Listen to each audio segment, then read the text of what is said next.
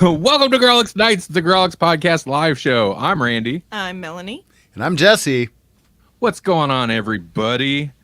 What time is it? 8:36? Right on time. Right on time. Right on time. So glad you made it in time, guys. Nice of you all to finally show up. Yeah. No one watching yet. Crickets. All right, hold on. I got a little bit of pimpage to do. Not on the show yet. Just pimpage. Oh, yes. Okay, where's my share? I should probably also share this to the Grawlix Facebook group. Woo! Hey. That's a group. place. Yeah. If you're on Facebook, you should go to facebook.com/group/Grawlix podcast. That's our group. We post more often in there than we do on the actual Facebook page. So that's true. We promote things that have nothing to do with Grawlix. So You'll find out stuff that we never talk about on here.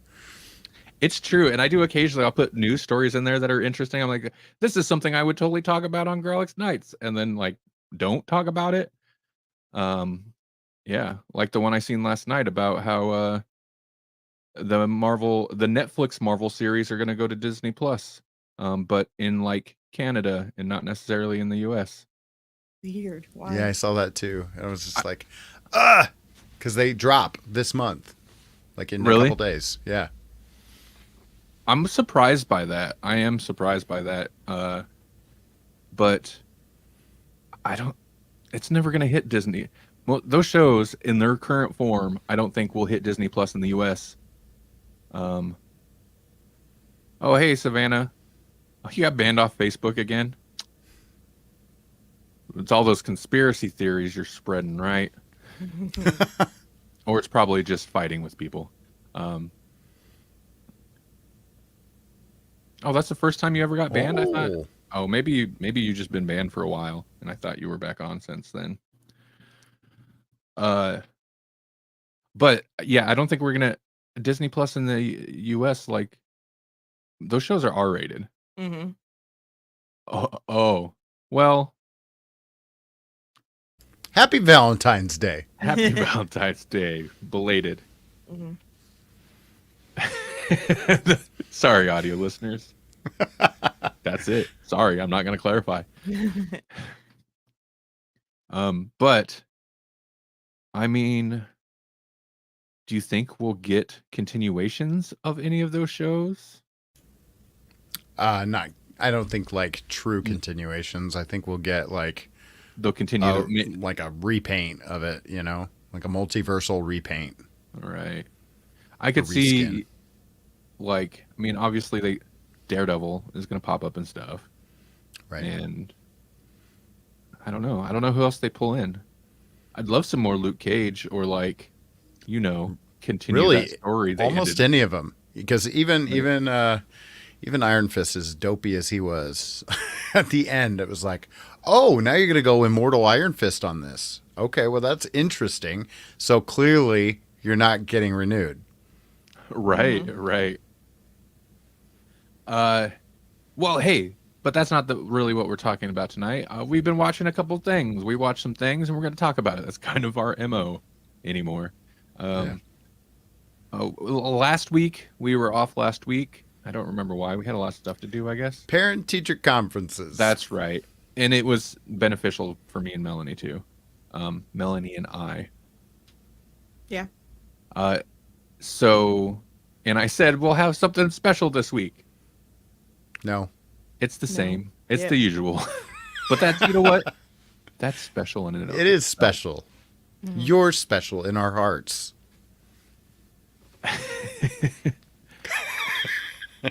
But in a couple of weeks. I mean, well, first off, next week is the podcast birthdayversary, and also Jesse birthday. Yeah.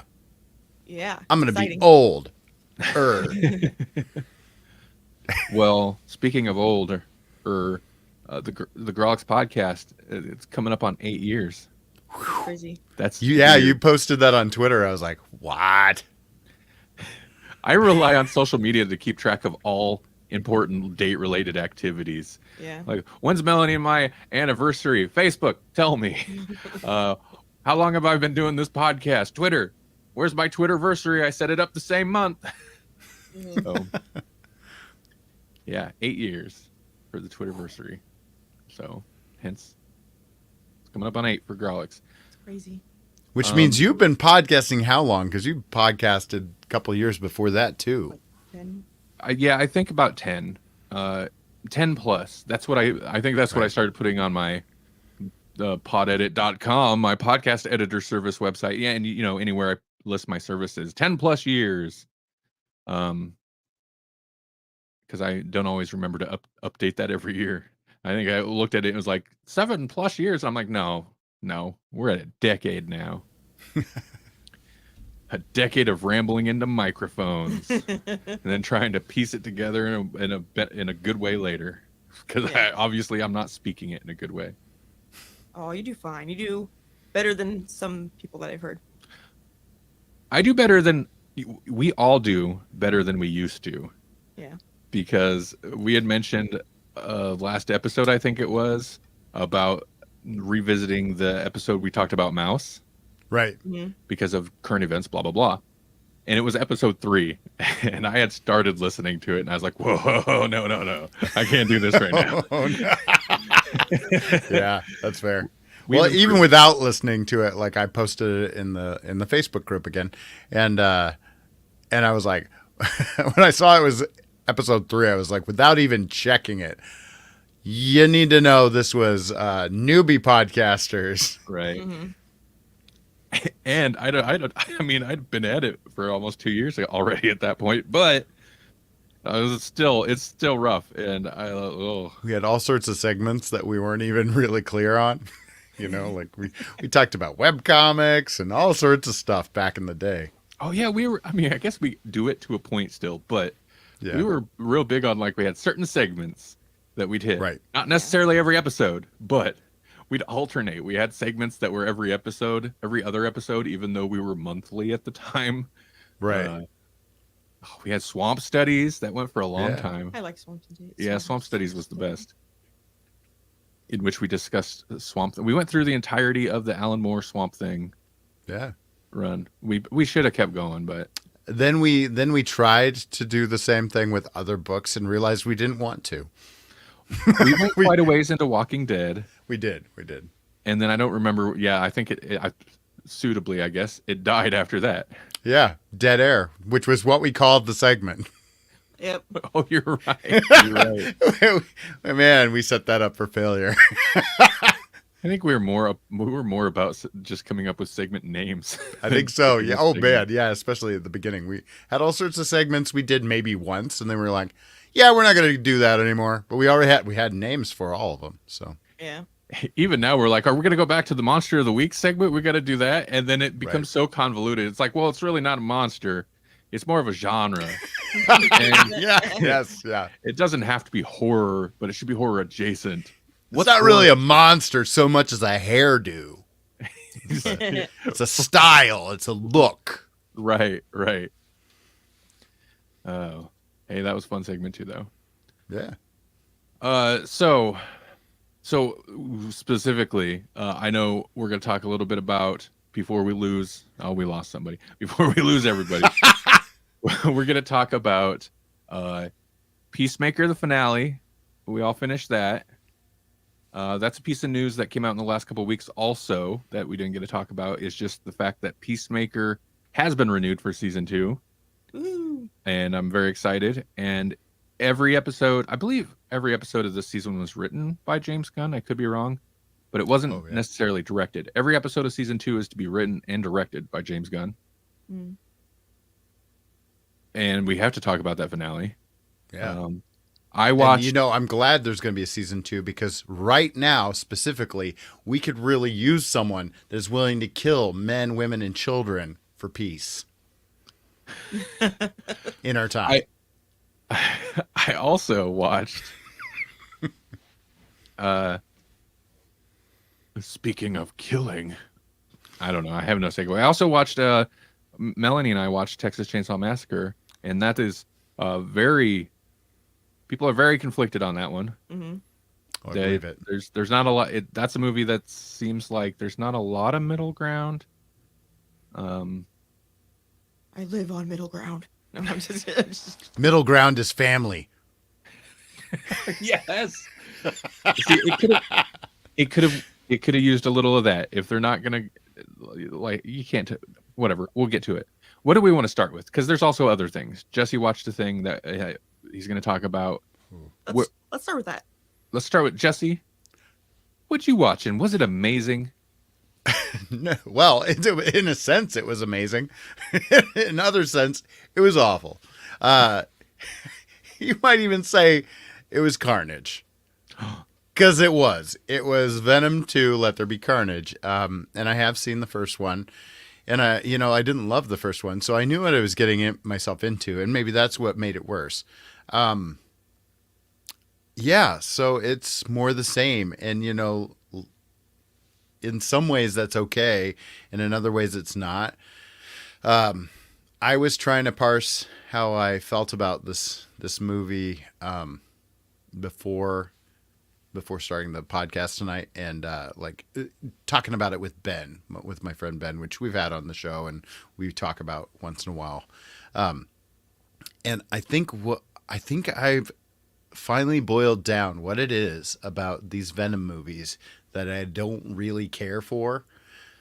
Because on paper, the idea of a Venom movie should work, right? But it's never really worked. And I keep thinking, man, somehow Topher Grace did a better job than Tom Hardy, and that just doesn't seem reasonable.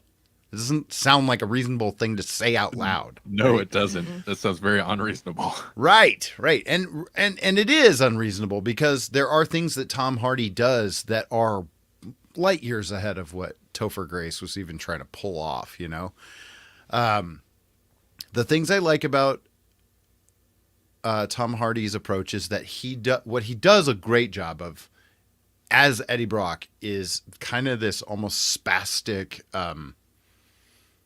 like he gets really anxious and his speech speeds up and he's just kind of all over the place and he feels nervous, he acts nervous. Like he's talking to himself all the time, because he is literally. But even when he doesn't have the symbiote, he seems like that, or symbiote, or however you're supposed to pronounce it. So I like that about him. But I also realized that is something I don't like, in that in the comics, it is more symbiotic, right? Like the alien and then the host, whether it's human or what, come together and then they become a unit that is we, right? Like it's a singular entity. And so when they speak as Venom, they are Venom, right? Right. But the way that this breaks it down, it's not really like that at all. And that's fine. I understand that comic book movies can be different because they all have been since the beginning, right? Right. But this treats Venom less like a symbiote or whatever it is. It treats it less like that, and it treats it almost more like a werewolf movie, except you can just transform on command. Because when it's Venom, it's Venom, right? And when it's Eddie, it's Eddie. And then they just talk to each other all the time. And I'm not saying that never happened in the comics, but it was pretty rare, and when it would happen in almost like a dream state where Eddie would have these like arguments with the alien, more in his head than literally have a tendril head come off and talk at him like a puppet, right? And I love, how I feel about puppets, but this is just like, like it's weird, and it does. it feels like almost if they just yank the dialogue out and just let this be a Godzilla style monster movie, it'd be better. Really? Okay.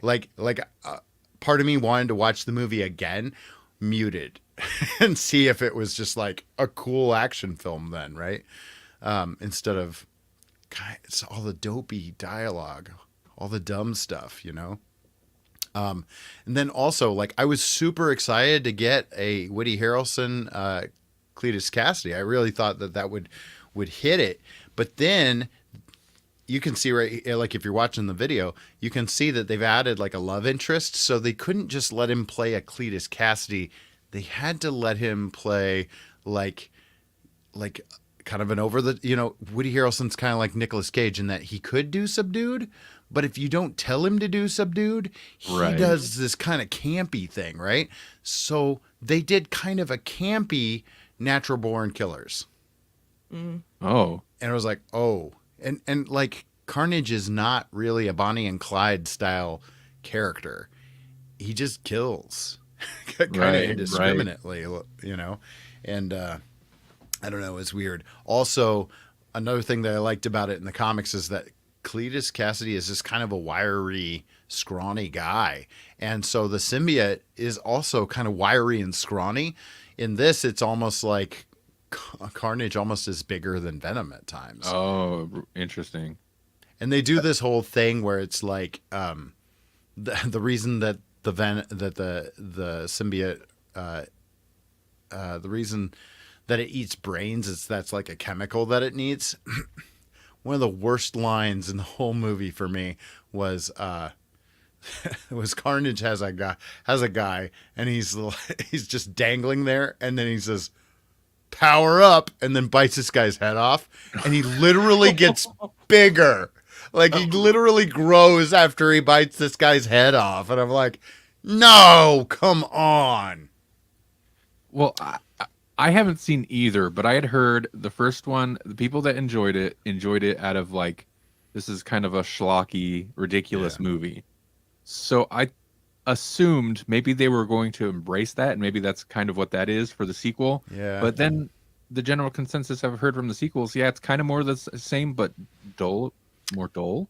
So here's what it is, because that first piece was one piece that I unlocked, right? Like I dislike it because it's kind of like a werewolf thing instead of them coming together and being an actual group or like an entity, right? You know, which that's where Topher Grace's character was pretty close, right? Like they act together, except that he constantly is peeling the mask off. They do that kind of thing in this too. Here's the other bit that I realized. The reason that these movies bug me so much is that they're basically Joel Schumacher Batman movies. Oh, right. Like they're so like the dialogue is super campy, and it's like, okay, well, I can forgive a little bit of Joel Schumacher Batman back then because it was new, and I didn't know I was going to get a Joel Schumacher Batman because I didn't know what that was. Well, 20 years later, I know exactly what that is, and it doesn't have a lot of shelf life. Like, you might get away with that for Venom 1. By Venom 2, you know what happens after Batman Forever. You get Batman and Robin, and nobody watches that movie.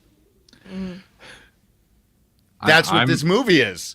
It's, you had Batman Forever, and it was enjoyable-ish in spite of itself. And then you get Batman and Robin, and that's a no-no. No, Sony. This is why you need Disney to help you. Really? Yeah. Oh, but because the after credit scene is the only thing people were talking about. I can't forgive no Joel Schumacher Batman. Not even Batman Forever? Nope. No? Not after you come after a. And listen, the Tim Burton Batman is not perfect, but not after you come after a Tim Burton Batman. No. Right. Yeah. He literally wears glow stick stuff in this movie, like Venom does. Yeah. So I mean, like that's what broke the glass for me. I was like, oh no, this is a Joel Schumacher Batman Venom. Because I just think of those light stick Venom. bow staff fights that Chris O'Donnell got into, and I was like, now I know where I've seen this before. Were you gonna say something? It's off topic a little bit, Oh, but it reminded me of I went to the circus, this past week, and the best part, and that's all I'm gonna say about it. The best part was there was a contortionist that was on some, I don't know, like a little pole thing that had a square on it. So she has one hand on a square, and she's balancing herself, and she shoots a bow and arrow with her toes and hits it's a balloon that was sitting there and hits the balloon. And I was impressed. That was the best part of the circus for me. that's better than a Hawkeye or a Green Right. Arrow You just flick a bottle cap across the room. or a Kate Bishop. Right. Eat your heart out, Kate Bishop. I want more Hawkeye. I don't think we're getting more Hawkeye shows. I want more Hawkeye shows. That was surprisingly good. That really was. It really was. That was a good dynamic between those characters they wrote. Mhm. That was off topic, but Well, it's something I saw. Well, I mean, I was basically done with Venom anyways. But I mean, to put a pin in it, it's more of the same. Well, everything you've heard is true. The end credit scene is kind of fun. The visuals are cool. I'll give it that. Like, Carnage looks awesome. But So- you could tell that from the trailer, I guess. this movie's been out for a while. What's the end credit scene? I don't Okay, mind a so spoiler. I mean, it's not really a spoiler if you've seen a certain other Spider-Man movie. Oh, okay. Basically, Oh, really?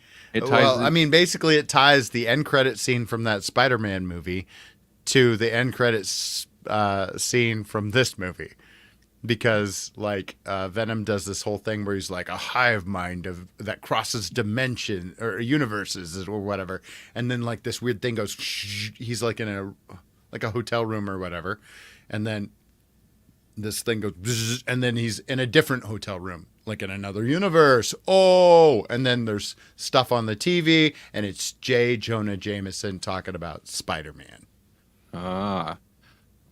It's kind of interesting to me that it took movies adopting the kind of more annoying aspects of comic books before they became really successful. And by that, I mean constant tie-ins and stuff. Right, right. Which, I mean, can be cool in comics, except it's always exploited to like just sell this another comic or whatever. Like it's mostly Right. a sales thing. And it is true with the movies, but generally they're pretty successful with it. And it's weird that that's kind of was the unlocking factor, that and making actually decent movies. So In this issue, guest starring Matt Murdock, right, Spider-Man's lawyer.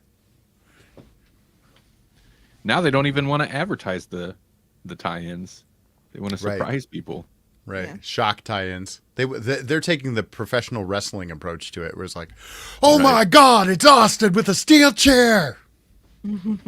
By God!" Or maybe a John Cena. Yeah.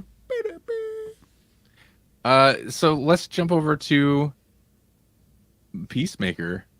Right. It's interesting, since the season finale on Twitter, there was a couple nights where people were talking about it a lot, which is generally a good sign. Well, it can be a so-so sign. If people are talking about something a lot on Twitter, it could be a very bad sign or a good sign. In this case, it was a good sign. But not only that, I only noticed because Doom Patrol was trending, and I was like, Doom Patrol? Who's talking about Doom Patrol? And it was a whole lot of people like, after you're done watching Peacemaker, if you want something similar, blah, blah, blah, watch Doom Patrol. And yeah, they are very much in the same vein.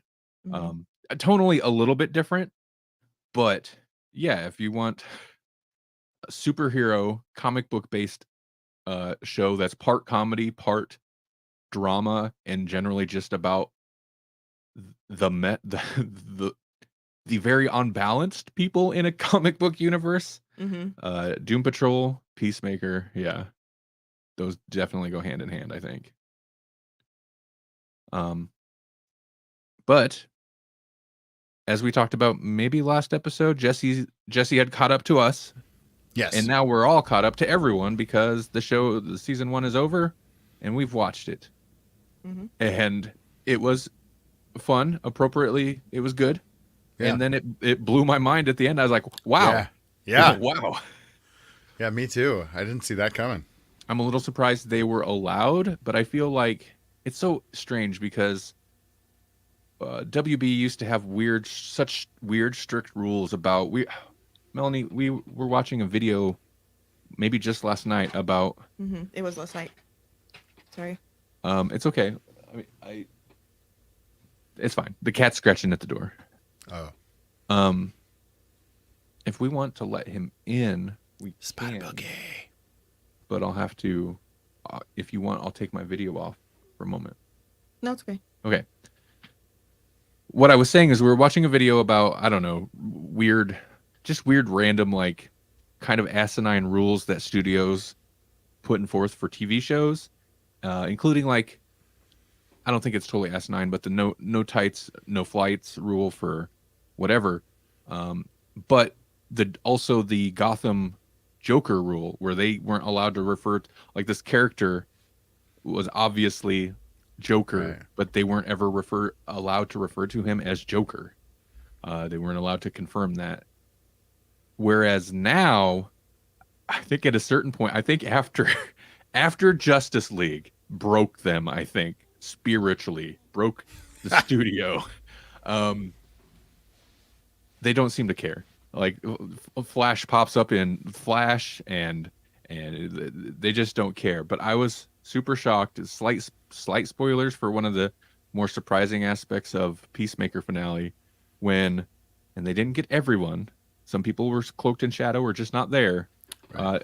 Justice League shows up and has some very comments on some of the ongoing, like, very kind of a blue jokes from the series. Right. But they had Flash and Aquaman there for real. Yeah, and it's like I thought, okay, they're just gonna keep them in shadows because they're kind of silhouetted or whatever, backlit, you know. And I was like, oh, that's a cool nod. That's a cool nod, and they look like, they look like the Justice League that we saw, right? And then they are like, and then like one of them turns, and it's like, oh, that's him. And at first I was like, oh, did they just do a CGI James Dean? No, it's Jason Momoa. Mm-hmm. Yeah, and the Flash guy. Yeah. Ezra. I don't know what his name is. No Henry Cavill. Right. Superman stayed up in the shadow, up out of sight. Mm-hmm. I'm pretty sure no Gal Gadot. Right. And Batman just wasn't even there. So yeah. that's a Because pretty Batman wouldn't have taken that kind of guff. The rest of them are like, I don't care. Yeah, I was surprised by it just from a. Oh, hold on.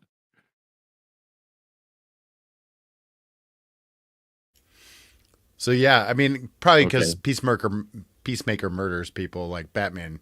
That's the one guy. I don't know. I guess the rest of them, well, like, they shouldn't have been okay with it either. But I mean, I guess when you're murdering a bunch of aliens and an alien cow, Right. And that kind of falls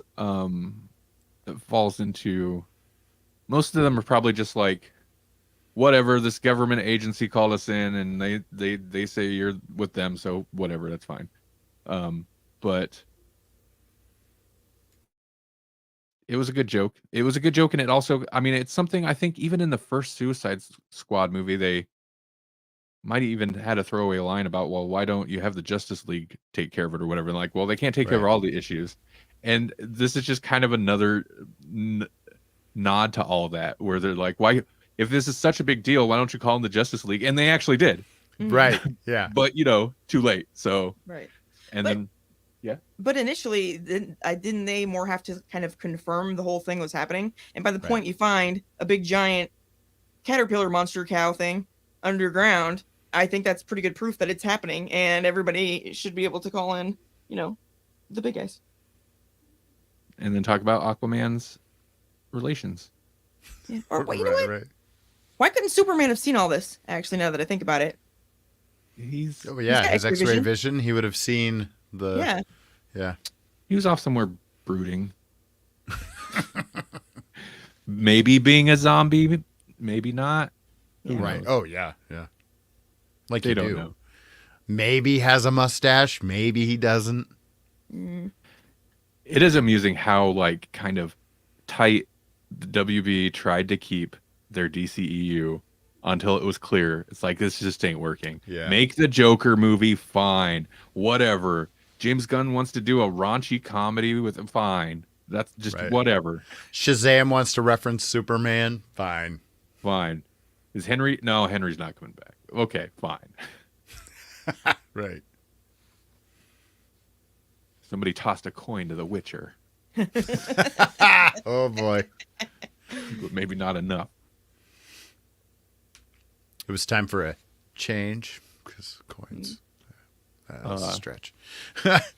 Man, but though this episode, I mean, like we jumped right into some of the meaty bits, but like it starts with the flashback of what happened to Peacemaker's brother. It was just like, whoa, whoa, Right. just right off the bat with that. And then it got back into like familiar territory where they're like in the van and she's trying to like apologize and they just keep making fart noises. Yeah. And then Vigilante just doesn't understand social cues at all. He just like keeps wanting to go and Peacemaker's like, "No, we're done with that." I like the Peacemaker though is still so juvenile, even though like, and thinking about how that actually played out because the end of the last episode was pretty like somber and serious. But if you think about it, then we hard cut into where they're like the same scene in this episode, and he's going like he's still super juvenile, even though Yeah. like he just Right. experienced some horrible stuff. Yeah. I thought, again, this is getting to spoilers. I kind of thought, and I didn't know if there was going to be another season after when I was watching this or not, but I kind of thought things were, I don't think I knew. I thought things were going to go very poorly. And I mean, Right. they kind of did, but they didn't go as extreme. I thought a whole bunch of characters were going to die. Yeah. And they got jacked up, but Right. you know, Yeah. ultimately they're fine for the most part. Mm-mm.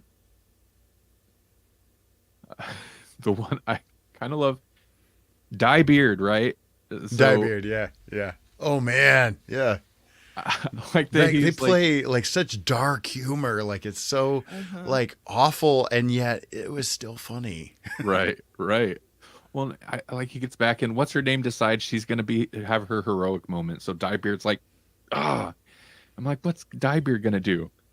He's gonna trip over a log and break his leg. So essentially, like he gets the like he was gonna do a heroic thing, like character moment, but they don't actually have to figure out what that thing is, other than Right. you know. I mean, they could have just played it off as the thing he kind of messed up going undercover, but Well, and then even I mess up her name, Adebayo.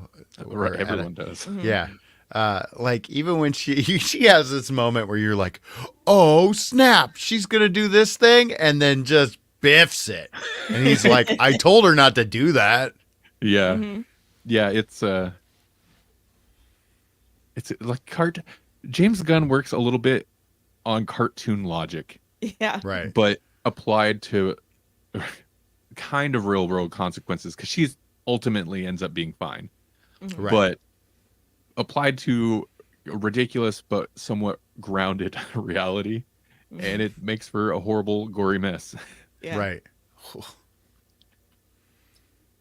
And So- then like Stockholm syndrome stuff too. Like he really likes to play with that kind of deal because then there's this face off between Peacemaker and the bug he kept in a jar.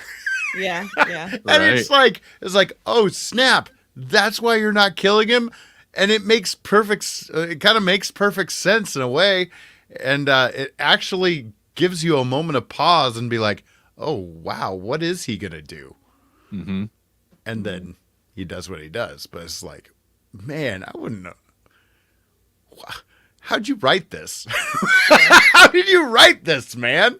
It's good, and like it shouldn't be political. It should just be factual. But there's clearly some kind of political bias there, right?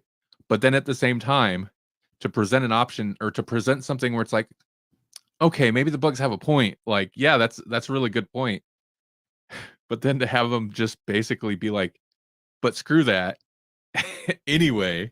Mm-hmm. And you're still like, well, I kind of get that point too, because sure, the bugs wanted to do kind of the right thing, but they wanted to take choice out of the matter, kind Yeah. of thing. But, Yeah. well, and they're murdering people and Right. taking over their bodies. Which Right. That right there. If you want to accomplish something with and for people here, then go talk to the people here and live together. Don't murder them, take their bodies, take over their lives, and then be like, but I'm doing it for you. I was a little bummed that that detective lady got taken over because I kind of liked her character. Yeah. She was fun. Yeah, Mhm. there were several characters that I liked that I was bummed they took over. The one cop guy, that was working against the lady. Who I thought was a butterfly already, but he wasn't. He was Nope. just Right. working Mm-hmm. with Mern. Yeah. Mern. Yeah. And Mern was also a super interesting character who's Yeah. definitely dead. Both Yeah. versions. Right. I mean, we never seen the not butterflied version, but Right. I mean, if people are listening to this and they've never watched the show, what are you So talking bizarre. about? It's a cow and a butterfly and John Cena and yeah. And an eagle. And apparently John Cena's dad still, not actually John Cena's dad, Peacemaker John Cena's dad, Right. still is alive in his head. Like he said he would be. Basically. Were you gonna say something? I was gonna say it's a little worrisome, maybe. Right. How clearly he sees it and fully Yeah. believes in it and reacts to it. I Throws like things at it. I Yeah. like how fully he like believes it, yet at the same time knows it's not real. Mm-hmm. Because he's like, I'm not gonna use a gun. People will hear a gun and they'll know I'm crazy talking to a ghost. Yeah. But he still tries to take him out with a blow dart. Like, Yeah. Right. like he's still doing that thing. He just knows it's kind of crazy to do that thing, Right. which is fun. I also like it's kind of become, at least in terms of Suicide Squad, a very James Gunn thing to do is to set up like, here's a plan. Here's what we're gonna do.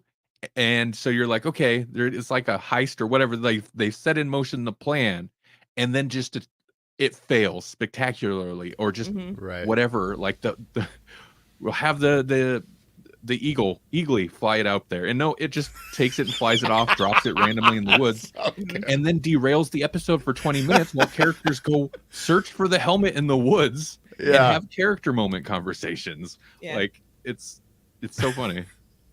Mm-hmm. But it's good too because it sets you up for action and gives you character development. Right. Yeah. And then you even have that moment where they're like heading into battle towards the end and you get the theme song drop. yeah, Mhm. yeah. And I was just like, oh my God, I never would have seen this coming. And this is the most James Gunn thing possible. Right. Mhm. Since it was the last episode of the season, I actually sat through the intro dance credits this time. Right. It's so bad. I hate it. Like the end pose that everybody strikes is fun. But Yeah. man, the dance, and I know it's supposed to be bad, but it's just the worst. Mhm. They have every character doing it together, whether it makes sense or not. Oh yeah. I like the little guy jumping into John Cena's arms at the end, though. Oh, and Judo Master, yeah. it made me think earlier a little bit. Yeah, the butterflies aren't really forgivable because of the murdering of the people, but the people that work with them, I think I have sympathy for, like Judo Master. He's like, oh, okay, well, I'll help them because they're trying to help us. Right. But he's not. Well, I guess he probably is murdering people too, huh? Never mind. I retract. Yeah, I mean, I don't. Judo Master's not necessarily a good guy, but. And to be fair, those guys were making fun of him, but he beat the crap out of those dudes and Yeah. stole their car. Man, he was So- sad though when he found out that everything, Yeah. he was like, he was Yeah. sad. Right. Man, this is the first thing you've cared about besides flaming hot Cheetos. Oh, he still got to eat his Cheeto even when he was Yeah. crying. That's true. That's true. They Weird got consistency. Yeah. Twerk. Yeah, that Cheeto is a quirk. weird. That is a weird quirk. Yes. All right. Yeah, I like it. I'm super excited for another season, and I don't know how long it'll take, but I'm glad it's continuing on because I enjoyed it quite a bit. Yep, me too. I was interested, and it was James Gunn, and I figured it was going to be enjoyable, but I was like, yeah, Peacemaker. Right. Eh, I don't know wasn't why. sure. I really I was like, maybe if I have time, and I don't know why, because it's James Gunn. It kind of makes perfect sense now too. Like Peacemaker, and he gets to do like, I don't know. He likes to do. It just ties into certain kind of humor that he enjoys. Right. It makes sense. It makes sense. What do you think? There's going to be another season, but what do you think is going to happen now? Because, I can't remember her name. Amanda Waller. No, her daughter. Oh, Because her daughter went, to the media to talk about all of this. What effect do you think that's going to have on all of it, really? Because people know about it now. right. Right. Yeah, that exposes whatever that agency for one. Is it Argus again? It's so weird to hear these acronyms used again with a different property, Right. Because when I think Argus, I think of Green Arrow or the Arrow Right. CW show. Right. Yeah. Oh, yeah. Huh? Because they pull in. Yep. Yeah. There's a CW Amanda Waller as well. Right. Yeah. She's not. When she came back for the show, like visually, we saw her for a sec or something. So that was Yeah. another solid cameo that tied it back to the movie. Right. Yeah. We actually had her in a scene because I think she showed up in the first episode on a laptop, on a video call. And it's like, well, that's the easy way. That's the we got Vincent D'Onofrio for this movie, but he's just gonna call in on laptop or whatever. What movie was it? Sinister or no? Yeah, Sinister. Like Vincent D'Onofrio's in it, right? But he's just like on a video call. Anyway, that's a complete tangent. Sorry. But we actually got like it was one shot, but her in her house like reacting to the news. It's like, oh, cool. Mm-hmm. Um, Yeah. yeah, good stuff. See, on the one hand, I'm glad DCEU's kind of like shattered and they're just like, whatever. I mean, this kind of ties to that, this ties to that, but don't think about it too hard. Oh, this isn't part of the whatever. Like, it's not.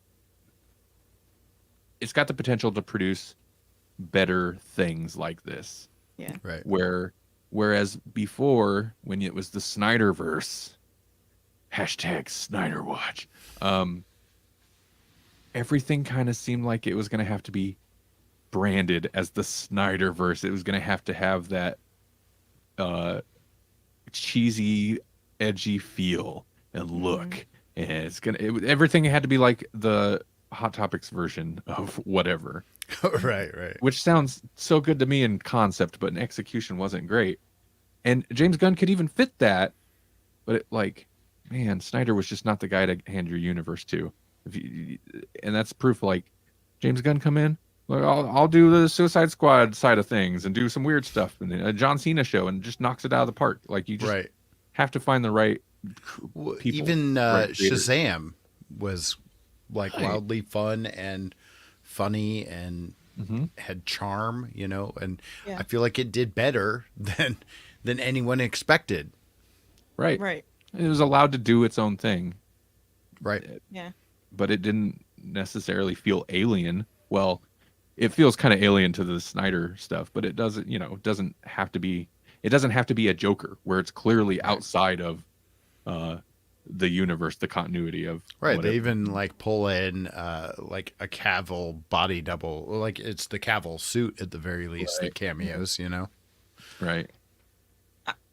I think really the Suicide Squad and probably Shazam too, they work better for comic book movies because it's light enough that whatever happens doesn't have to be like final.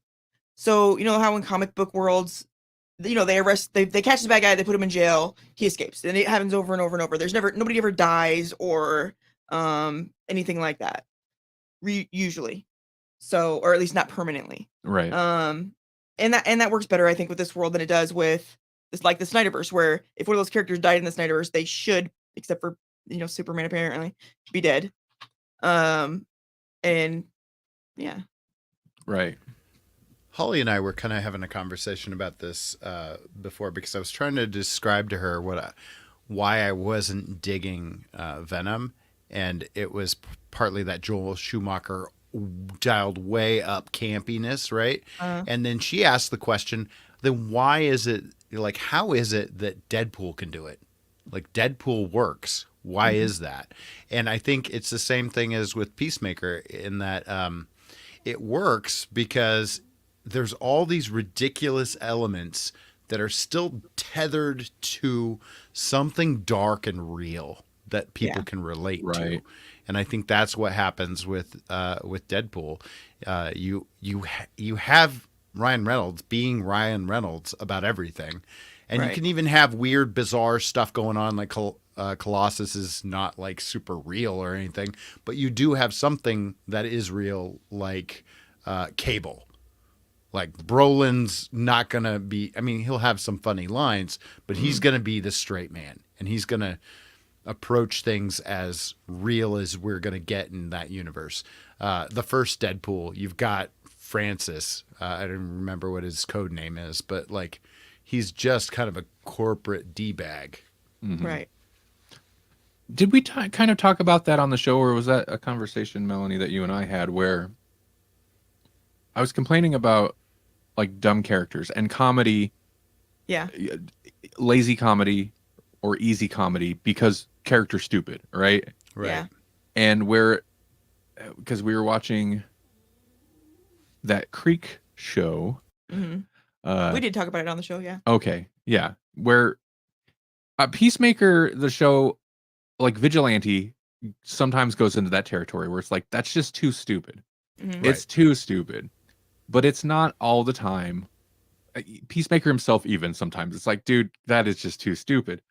But it's placed in a world with other characters who generally are more grounded. And like, that's not necessarily their character all the time. And yeah, I don't know. It reminded me of that, though, that idea. Right. Well, I mean, yeah, like Star-Lord in Guardians of the Galaxy, like, he's hyper focused, but he's got real problems, like his mom died when he was young. All of these things that make him like hyperbolic, that have him dialed up, they all come from somewhere, and there's something that are relatable for an audience. That reminds me, real quick, another thing we watched. We had never finished What If, and the episodes we hadn't watched yet were the last 2 episodes, which, if you've watched the What If Disney Plus animated Marvel thing, that was kind of tie everything together. And I was like, oh, I didn't realize it was going here. Yeah. Right. Yeah. Super entertaining, I thought. Mm-hmm. With what's his name? Not Vision. He kind of takes over Vision's body. Ultron, yeah. The interdimensional threat. And I'm real curious as to if they're actually going to try to tie into that in the Doctor Strange movie, where it's clearly there's an evil Doctor Strange. Right. That evil Doctor Strange, by the way, is super cool. I love that he turns into like weird tentacled octopus creature at times. Super cool. H.P. Lovecraft-esque summoning stuff. Yeah. And I didn't realize they were pulling in characters from each of the episodes. Oh yeah, okay, cool. Yeah. So like, why would you pick that Thor? It was so funny. Their rationale too is like, in the end, it's like, was it Captain Carter who figures it out? Is like, oh, we don't have to be the best. We're just the ones he needed. Right. It's like that Batman line. It's like, it's not the hero we need. It's the hero we deserve. Also, what's it, Chris Hemsworth hmm did the voice. I didn't realize because I was like, oh, his like party Thor voice is so different than his regular Thor voice. It's weird Right. hmm when he like bros it up more. It's quite a change. What else were we going to talk about, guys? Wrap it up here Something quickly. about a chainsaw. Oh.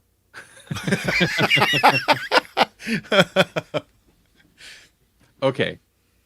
Texas Chainsaw Massacre, brand new, the new one On Netflix. on Netflix, just came out this last week or so, hmm and there's real conflicted reviews from people. hmm Melanie and I watched it. Melanie, Yes. what did you think? Well, I was not. I didn't have I did not have high hopes for it going in. So I wasn't all that disappointed. But I mean, there were. I didn't. The first issue I had with it, let's say that, is that I didn't like the characters. Really, any of them. One of them maybe a little bit, but I didn't like any of the characters. I was kind of hoping they would die. And you know, good thing for in a movie like this. 'Cause they will. But I was also worried about bringing the old lady back, who was not the original lady. That the whole thing, because yeah, they were copying other movies. And I think a lot of people didn't like the fact that they kind of switched that up or went against what you would expect, maybe. But I enjoyed that kind of. But yeah, the characters are bad. The bad guy is not really believable if it were actually to follow in any way reality. And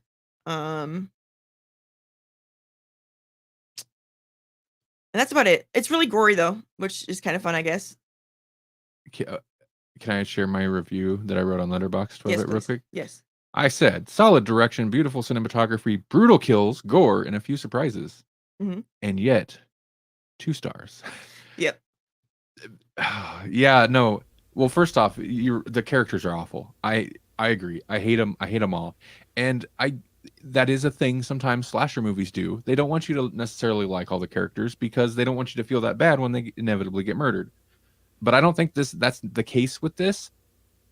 They're just terrible characters. Mhm. And that's kind of the big thing is like it looks nice. The setting seems a little cheap. It's mostly in like this one town that looks like it's clearly a studio lot. Like it's supposed to be like the main street of this little town, but it's like there's clearly no other town beyond this. There's no town beyond it. You're just in Bulgaria on a lot somewhere with some fake buildings set up. Yeah. That still though, it looks nice. There's like some of the sequences were pretty well cut together, but man, the writing is where this is awful because it's got characters who do things. All the characters do things that don't make any sense. Mhm. And first off, they're not likable. They're not generally not given likable traits. Fine, but like they do things that don't make sense, and it's sometimes just for the sake of continuing the plot. A lot of times, I think, yeah. Yeah, and also in unnecessary ways. And then sometimes it's like, well, it doesn't seem to serve a purpose. They just do completely irrational, illogical things. So it's, I don't know. It becomes a thing. It's like, why? Why is this happening? And even things in the plot, things happen, and you're like, why? Why is this happening? It doesn't make sense. There's no Mhm. reason for it. Like, Mhm. what was the logic here? It's not benefiting the story or the movie. It would have been a better movie, I think, if it wasn't a Texas Chainsaw Massacre. Right. If it was just like some random dude had some stuff happen and went berserk and was just murdering everybody, that would make sense. And be basically the same movie, only with, maybe a little less attempt at a character building, or not really even. I don't know. Um, that would have could have looked just as good and been more coherent and likable. Well, and it wouldn't then have the baggage. Yeah, And yeah. the Texas Chainsaw Massacre movies after the first one, and I like the second one, but generally most of them are just trash. They're not good. Hmm. Um, but like this abandons everything that would make it a Texas Chainsaw Massacre other than Texas and Leatherface. Like there's none of the cannibal family thing. Hmm. Um, and the plot itself is okay, but kind of weird. And yeah, the pulling in the character that's supposed to be the final girl from the first one, Hmm. it's so bad and so transparent. Like Yeah, how they did it in Halloween, and that made a ton of money. Right. It's so bad, it and is. they don't even have anything really to like. There's no real interesting character to her.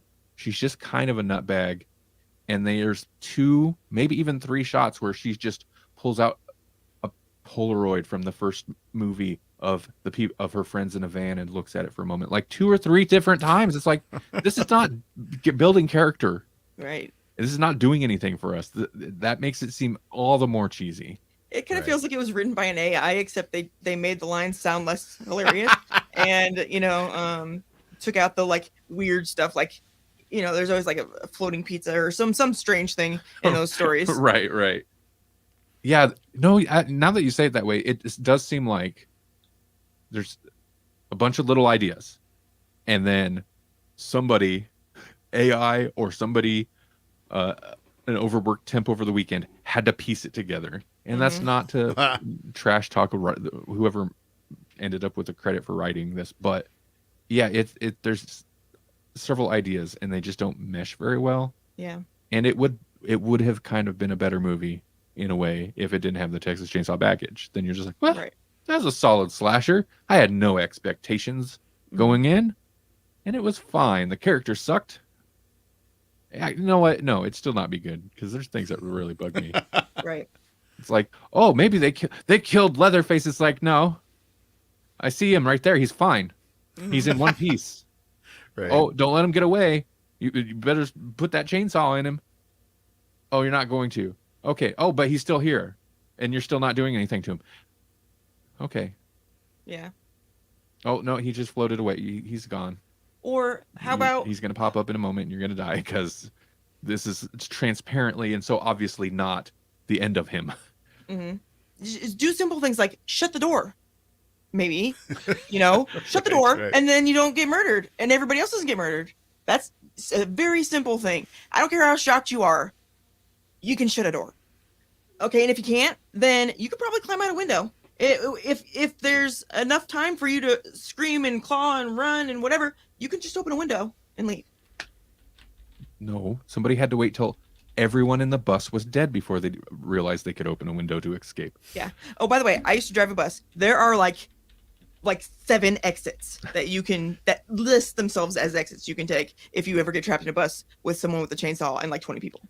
And if you're in the back of those 20 people, you've got time. Trust me. The bus scene, okay, so the bus is like the big kind of, I guess, set piece for this in a way. And I've heard it comes up in like all the reviews because I've watched some reviews on this or read some reviews. And it is kind of the high point and the lowest point of the movie. Yeah. Because like it's a fun sequence. It's ridiculous. It's gory. It's basically like a party bus full of people and Leatherface. And nobody can fight. Nobody fights back. He just chainsaws everybody. Also, he's like 70 something. He's kind of superhuman in this. Right. Well, he's got to be because, yeah. Ugh. But also like that whole scene is kind of displays why this is bad. What's wrong with the movie? Mhm. It's got bad like the social commentary, the political commentary is so weird because it does a little bit of that thing of playing both sides to where like it's there but it's not necessarily going to offend anyone watching it, but Mhm. it's also handled kind of so poorly that it's like, why is it even there then? Mhm. One of the characters, I mean, maybe this is an interesting idea. One of the characters is like uh, a a school shooting survivor or whatever, so that plays kind of into her. I don't know. It doesn't really play much into it, but they give her flashbacks, and she don't like guns. Um, but she has to pick up a gun eventually. But Yeah. she won't shoot it. Don't worry, because no characters are inept until they need to be capable. So Yeah. okay, yes, we trashed it. That said, it could be the worst. It could be worse. It's probably not even the worst Texas Chainsaw. I'm kind of traditionally hard on these movies. I've since heard a lot of people talk about how like the reboots are actually pretty good. I hated the reboot. I hated the sequel to the reboot. I hate all of them.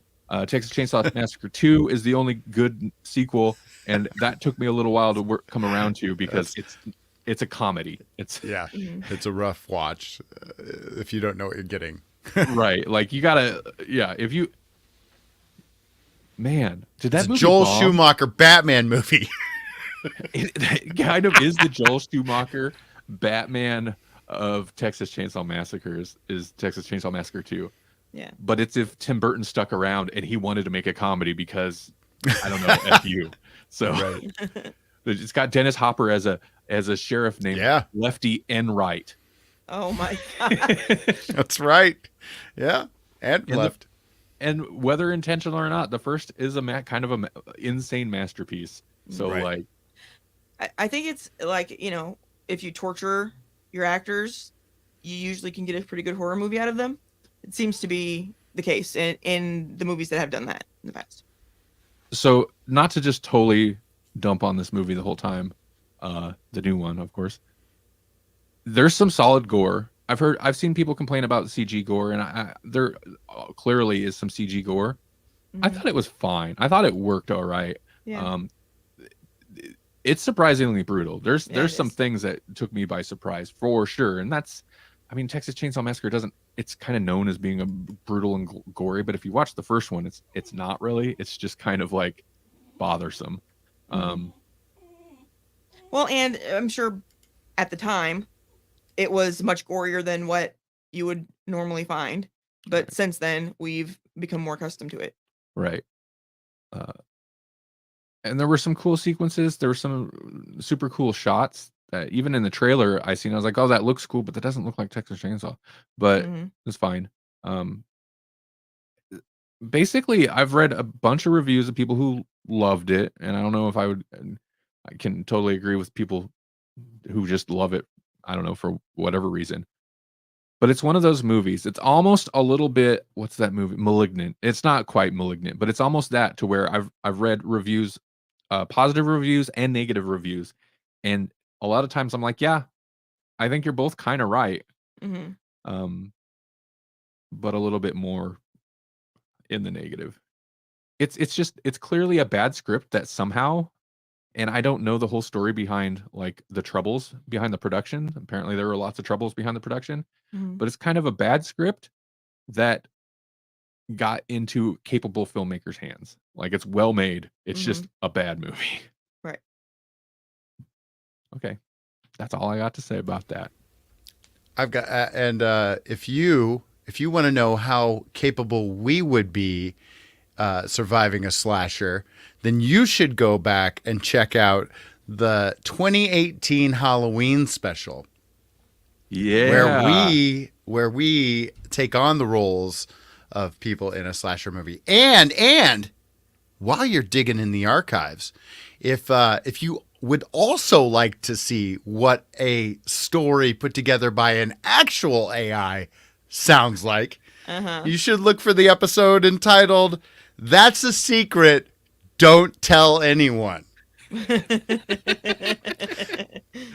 Both of those episodes may be, out of the last 8 years, some of my favorite episodes. Yeah. There's others, but those are on. If there were a top 10 list of Grawlix podcast episodes, those two are on that list somewhere.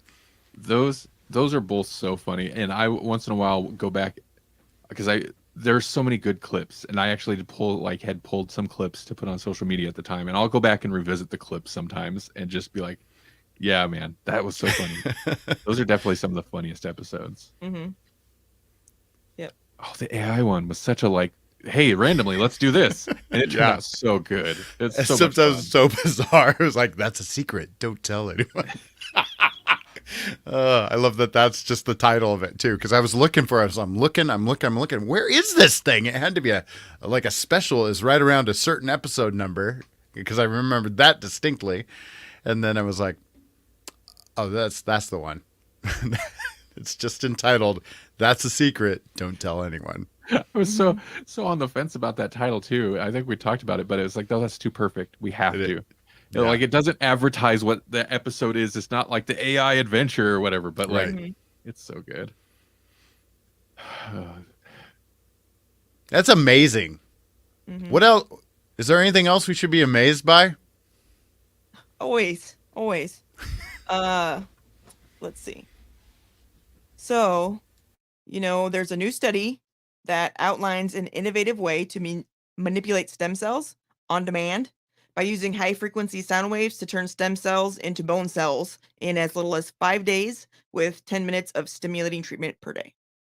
The researchers from Royal Melbourne Institute of Technology in Australia use sound waves to apply just the right amount of pressure in the right places to the stem cells to trigger the change process. And they're hoping that this technique, because it has several advantages over the ones they use right now, but could be used to regrow bone that people lose from like cancer and other like degenerative type diseases, where they have time, and researchers have shown that it works with multiple types of stem cells, including fat-derived stem cells that aren't as painful to pull out of the body as the bone marrow that they currently have to use. Interesting. Yep. So, super exciting for anybody who has bone issues, I guess. Well, and people, it's just people in general. Growing bone is a freaking amazing thing, no matter who you are, in my opinion. Right. It should be. It's weird that they like manipulate it using sound waves, right? And it turns into bone cells. Mm-hmm. Well, it has something to do with if you are into, chemistry and the setup of atoms, but it has something to do with shapes that the lattices that it builds, that the chemical or the atoms build as they grow. So that's what you do, or you're putting pressure on like a certain, like if it was a box, you want to put pressure on the corner and it'll smush it in, kind of a thing. Gotcha. So it's like that to make it form into the correct shape that they want. Interesting. Yeah. Real quick, I want to give a shout out to a couple of new shows on the Electronic Media Collective Podcast Network. And listener, you might want to check them out. Retro Renegades Pop Culture Power Hour. Mm-hmm. That's probably more in line with the stuff we usually talk about, except they are like very much engrossed in the 80s and 90s things. Right. Mike and Corey talk about pop culture stuff from back in the day. They remember these things fondly and discuss them. And they just joined the podcast network. And also Russian Leg Sweep. If you're into pro wrestling. And as per usual, that's all I really have to say about that, because I don't know pro wrestling stuff. Right. But the guys are all local to us here, which is pretty cool. Yeah. And they just joined. Yeah, I've actually met Corey and Mikey, so that was like, oh, I know those guys. That's cool. Mm-hmm.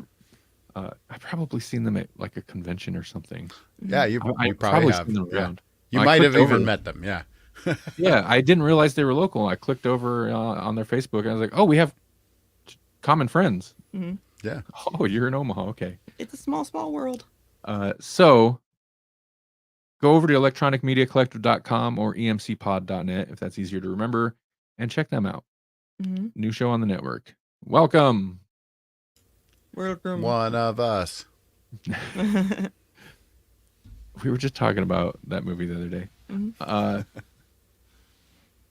And what else? What were you doing on the 10th? Are we doing something on the 10th? We are doing something maybe special on the 10th, but I guess maybe we'll wait till that's closer to for sure. I don't Yeah. know. It In seems the like future. it seems like a set hashtag in the future. Hashtag it's not what you're thinking. No. Matt. That's a secret. Paul. Don't tell anyone. Yeah. I should have just released that episode as 100 because it ties so much into what we. I mean, I'm never mind. I forgot what I was saying. What was I saying? I blacked out for a moment. Huh, weird. Like, All I heard were some nerd sounds. Oh my gosh. What? Oh man. Yeah. I need a 100 graphic to pop up. All right, everybody. Yeah, I don't have anything else. Next week, I'm not sure what we're going to do, but it's a big day. We're going to have a big day. Yeah. Yeah. And then the week after that, we have something else special planned that seems concrete, but we'll announce it later, and it'll be a lot of fun. It'll be a fun thing. Mm-hmm. Yeah. Till then, thanks for watching, everybody. Or Thanks. listening. Thanks for listening. Thanks to Savannah for being our Patreon. And Yeah. you do look for us on Patreon. Thanks for Savannah. She's a cat dancer, and she deserves a shout out every episode. And thanks to Melanie. You're welcome. She's getting one this episode. We're fulfilling our duties. You too can become a cat dancer at the $10 a month tier. Well, listen, you don't have to spend $10 a month. You could just get all the pizza. Get all the pizza for $1 a month at patreon.com/Grawlix podcast. It helps us out once in a while. It pays our podcast hosting fees. Yet it costs money to do all this. So do it. Please. I mean, so consider it. Please do Consider it. supporting. Thanks. Yeah. Otherwise, go to grawlixpodcast.com. GRAWLIX.com. I think I got it right. Take it easy, everybody. Have a great weekend. Or I always say that, but like sometimes this goes up on Monday in the audio. Oh, yeah. Have a good night. Have a good weekend when you have the weekend. Because you can watch this you can watch this whenever you want. That's Yep. podcasting for you. Booyah. Have a happy weekend on a Monday, you. No one says you can't have a weekend on a Monday. Right. It's Joel Schumacher, Batman, would let you have a weekend on a Monday he's and just glow sticks. He's just concerned about glow sticks and bat nipples. Yeah. All right. Have a good night. Goodbye.